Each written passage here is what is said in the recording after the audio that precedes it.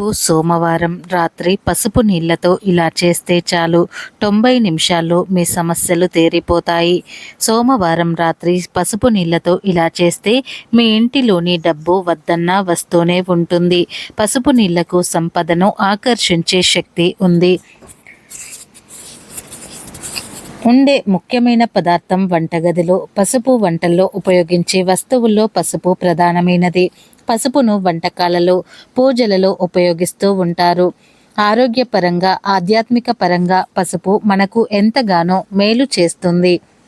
అలాంటి పసుపుతో రేపు సోమవారం రాత్రి ఏం చేయాలో ఇప్పుడు మనం ఈ వీడియోలో వివరంగా తెలుసుకుందాం.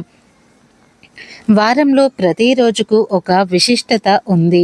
ఒక్కో రోజుకు ఒక్కో దేవునికి అంకితం చేయబడింది. సోమవారం శివుడికి ఇష్టమైన రోజు.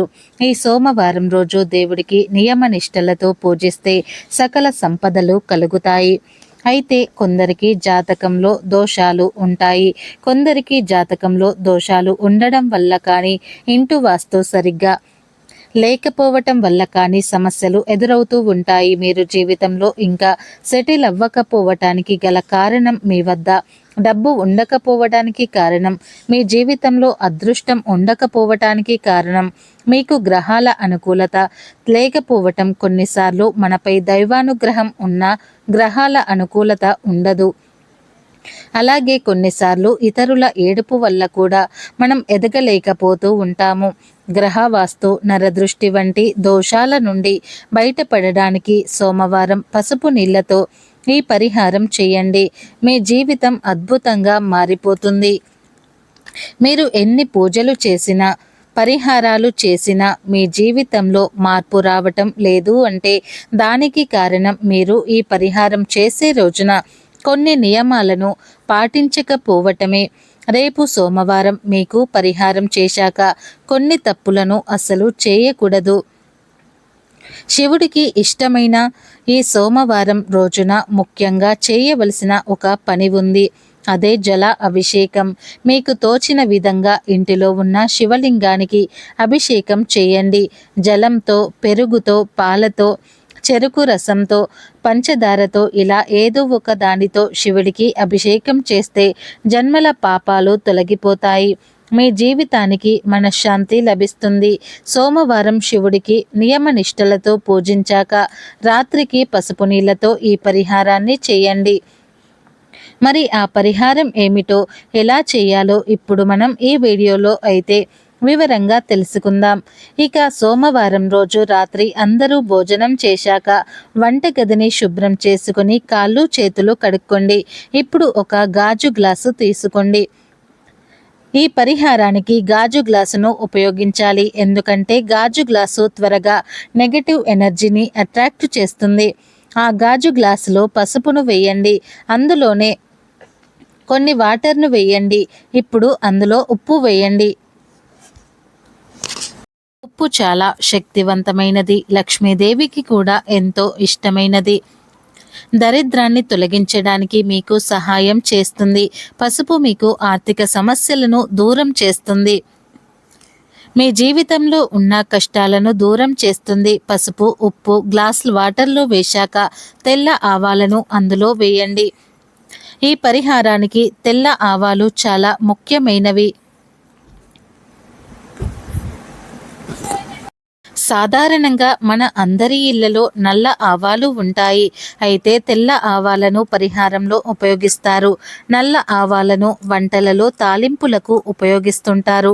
నల్ల ఆవాలతో పరిహారం చేసే దానికన్నా తెల్ల ఆవాలతో పరిహారం చేస్తే మీకు త్వరగా ఫలితం దక్కుతుంది. పరిహార శాస్త్రంలో తెల్ల ఆవాలకు విశేషమైన స్థానం ఉంది. ఇది డబ్బును చాలా బాగా ఆకర్షించేలాగా చేస్తుంది. మీరు రేపు సోమవారం ఉదయం ఆవాలను కొన్ని ఇంటికి తెచ్చుకోండి.